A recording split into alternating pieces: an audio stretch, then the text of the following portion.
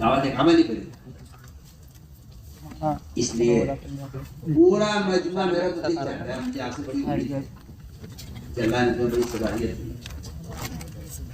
اس کا پورا مجمع عزم کر لے کہ ہم انشاءاللہ 8 گھنٹے اپنی پسند کے لیے فارغ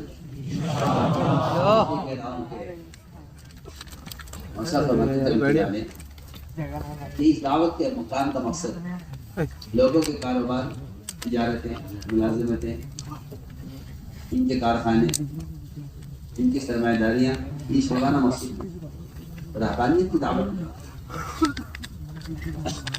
ان کا وقت فارغ وقت چاہیے مسجد کے لیے، یہ شعبے چھوڑانا مقصود نہیں ہے۔ لوگ حیرت کرتے ہیں، سوال کرتے ہیں، بلکہ اعتراض کرتے ہیں کہ یہاں 24 گھنٹے مسجد کیسے آباد ہو سکتی ہے؟ تمہارے اسٹیشن 24 گھنٹے کیسے آباد ہے؟ کیا وہاں جنات کام کرتے ہیں؟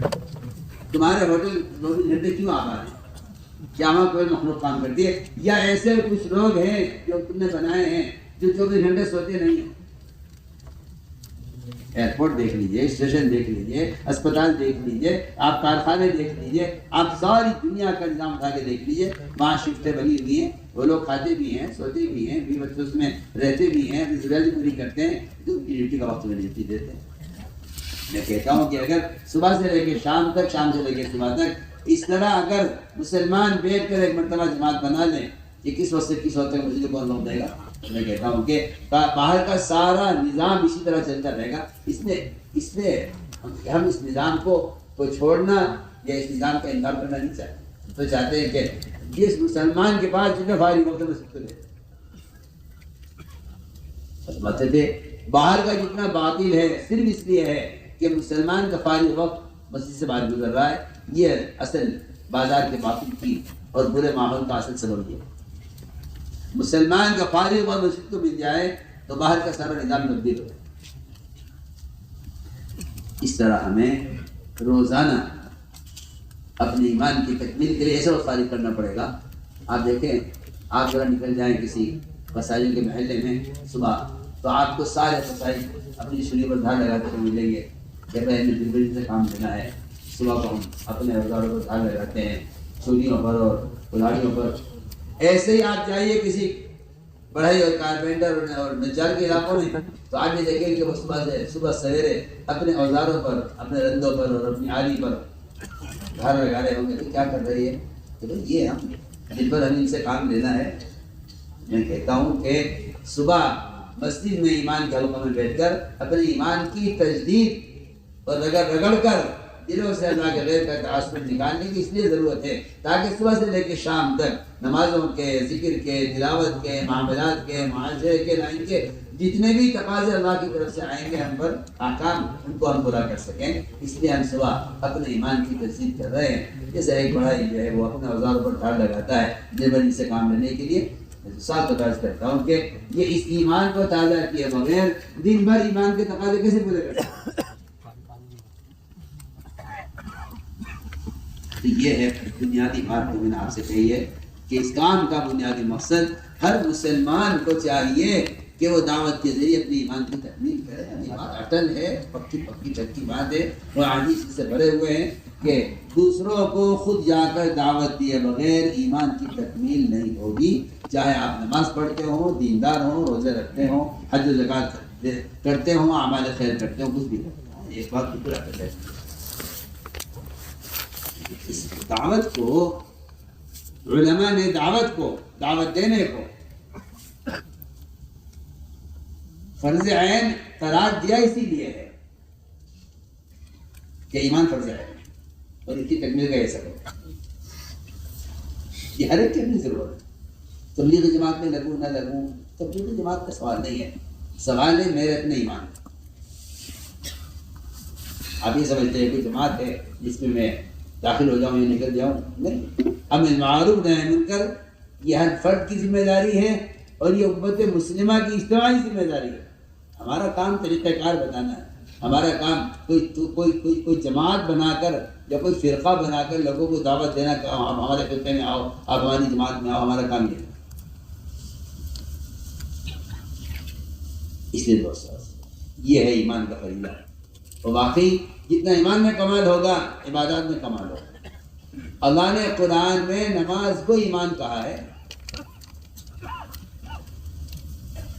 نماز کے بغیر ایمان نہیں، اور ایمان کے بغیر نماز نہیں۔ کتنا بڑا امت کا کتنا بڑا طبقہ ہے جو نماز سے واقف ہے، کتنا بڑا طبقہ ہے جو نماز سے واقف ہے۔ اور یہ بات یاد رکھو، جس کی زندگی میں نماز نہیں اس کے اسلام میں کوئی حصہ نہیں، اس کے اسلام میں کوئی حصہ نہیں، اس کی زندگی میں نماز نہیں، اس کے اسلام میں کوئی حصہ نہیں۔ عمر رضی اللہ عنہ نیزہ مارا گیا اور زخم اتنا گہرا تھا کہ معدے تک پہنچ گیا، اور دودھ پلایا گیا تو وہ دودھ زخم سے باہر آ گیا، مطلب بے ہوش تھے۔ یہ خلیفہ ثانی ہیں، ان کے آخری کلمات کیا ہیں؟ اور آپ صلی اللہ علیہ وسلم خاتم الانبیاء ہیں، آپ کے آخری کلمات، آپ کے آخری کلمات الصلاۃ الصلاۃ۔ آپ نے پوری اپنی زندگی کی ساری محنت کا خلاصہ اپنی موت کے وقت تین الفاظ میں پوری زندگی کا خلاصہ آپ نے پیش کیا، پوری زندگی کی محنت۔ الصلاۃ الصلاۃ کی اگر فرمایا اللہ کے حقوق کی حفاظت، اللہ کے حقوق کی حفاظت، اس کا اہتمام۔ وما ملکت ایمانکم یہ اگر فرمایا کہ اللہ کے بندوں کے حقوق کا ادا کرنے کا اہتمام۔ اور تیسری بات یہ فرمائی وما ملکت ایمانکم، اور تیسری بات یہ فرمائی کہ انفی جیش اسامہ، کہ اسامہ کے لشکر کو روانہ کر دینا میری موت سے متاثر ہو کر، ایسا نہ ہو کہ تم جماعت کو روکو۔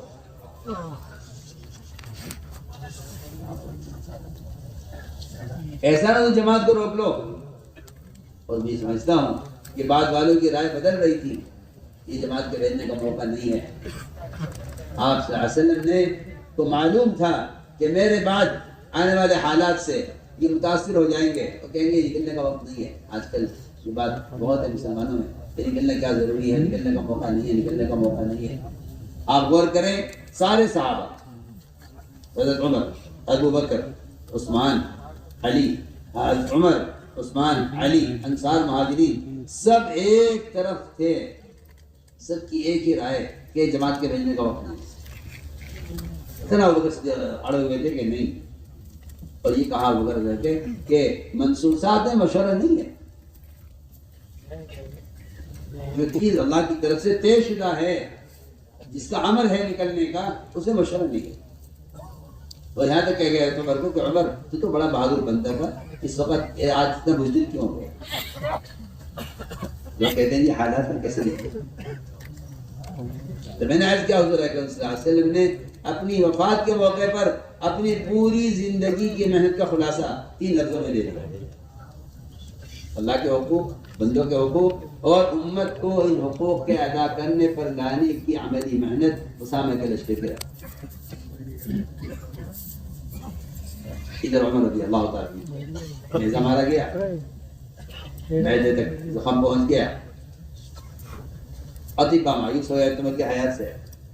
کوشش کرتے عمر ہوش میں آئے، کوئی آخری وصیت کریں، کوئی بات فرمائیں آخری، ساری کوشش ہو گئی، عمر ہوش میں نہیں آیا۔ کسی نے کہا انہیں ہوش میں لانا ہے تو نکاح میں نماز پڑھ لو۔ سوچیا، کہا عمر نماز، فرمایا ایک دم ہوش آ گیا نماز کے نام سے۔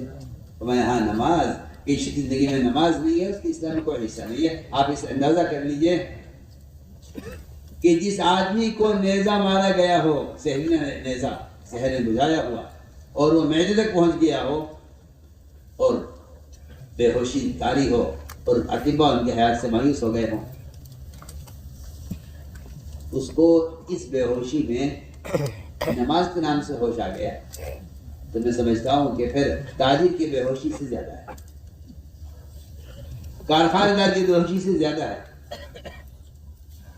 وزیر کی، صدر کی، اور جو ہے ان سرمایہ داروں کی جو دنیا کے کاموں میں مشغول ہو کر نماز کو بھول جاتے ہیں، ان کی بے ہوشی اس سے بھی زیادہ ہے، کیونکہ وہاں عمر رضی اللہ تعالیٰ عنہ کو اس بے ہوشی میں نماز کے نام سے ہوش آ گیا۔ یہاں برابر کی مسجد سے اذان آ رہی ہوتی ہے، اذان کی آواز آ رہی ہوتی ہے، اس تاجر کو نہیں معلوم کہ اذان کو، اس لیے ہم عرض کر رہے ہیں کہ نماز کفر اسلام کے درمیان نماز کا فرق ہے۔ کافر کوئی بھی اچھا کام کر سکتا ہے، نماز نہیں پڑھ سکتا، مسلمان کوئی برا کام کر سکتا ہے، نماز نہیں پڑھ سکتا ہے، یہ فرق ہے دونوں۔ میں تو کہا کرتا ہوں کہ مسلمان سے نماز کے لیے کہتے ہوئے شرم آتا ہے۔ نماز پڑھنے کا جو حکم ہوا تھا وہ تو ان کے لیے ہوا تھا جو اسلام میں داخل ہو رہے ہوتے ہیں۔ یہ دیکھو نماز پڑھنی ہوگی، روزہ رکھنا ہوگا، زکوٰۃ دینی ہوگی، حج کرنا ہوگا، یہ اسلام کے فرائض اسلام میں داخل ہونے کو بتائے جاتے تھے۔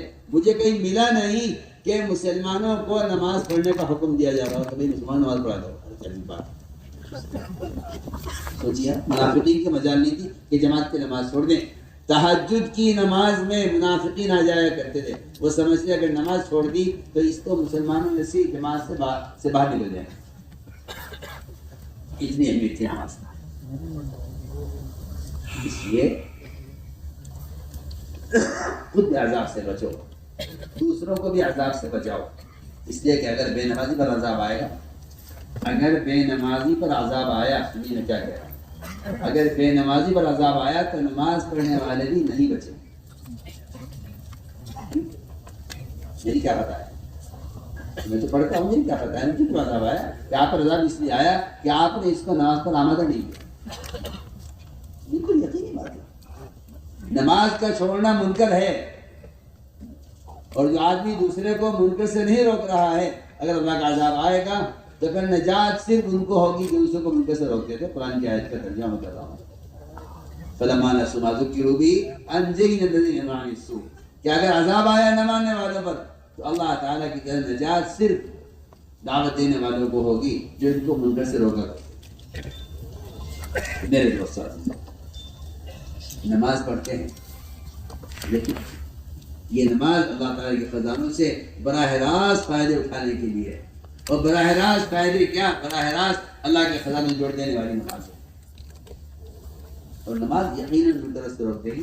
اگر کوئی شخص نماز پڑھتے ہوئے بھی کوئی گناہ کرتا ہے تو یہ اس بات کی پکی علامت ہے کہ اس کی نماز میں نقصان ہے، اس کی نماز میں کرنا ہے، نماز میں اثر نہیں نکلا ہے۔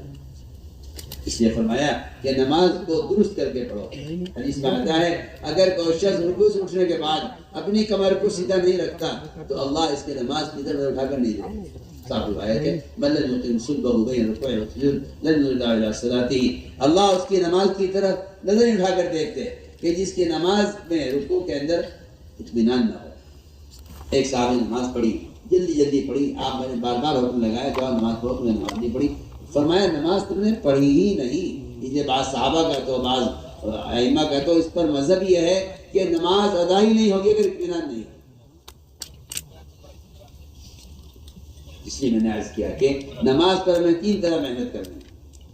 پہلی محنت نماز کا ظاہر درست ہے، نماز کا ظاہر درست ہے۔ دوسری محنت نماز پر کہ نماز میں اللہ کا دھیان لایا جائے، اور تیسری بات یہ ہے کہ نماز کے ذریعے اللہ تعالیٰ سے مدد لو، اور اس کا مدد لینے کا یہ شرط یہ ہے کہ آپ اسباب کو پیچھے کر دیں اور نماز کو پہلے کریں۔ نماز کے ذریعے مدد لینے کے لیے شرط یہ ہے کہ آپ کو اقدام وقت کرنے پڑیں گے۔ ایک صحابی چلے تجارت کرنے کے لیے، پوچھا آپ سے اللہ بہن جانا چاہتے ہیں تجارت کے لیے، فرمایا ہاں جاؤ، لیکن آپ نے فرمایا پہلے 2 رکعت نماز پڑھیں۔